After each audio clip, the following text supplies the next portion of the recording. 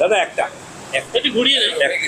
বলছি, প্রতিটি বিধানসভায় 25 থেকে 30,000 ভিন রাজ্যের লোকের অনলাইনের আধার কার্ড এবং ভোটার কার্ড বানিয়ে এই রাজ্যে ঢোকানো হচ্ছে। করে প্রত্যেক বিধানসভায় লোক ঢুকিয়ে রেখেছে ভোট বাড়ানোর জন্য। এবং পদ্ধতিটা কি?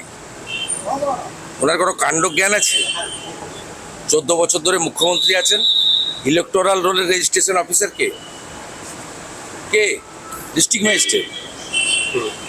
ওনার কোনো কাণ্ড জ্ঞান আছে? 16 লক্ষ ডুপ্লিকেট ভোট আমরা বের করে দিয়েছি, ডিলিট করাবো বিধানসভা ভোটের আগে। 26-এ আপনাদের মূল জিনিস কি?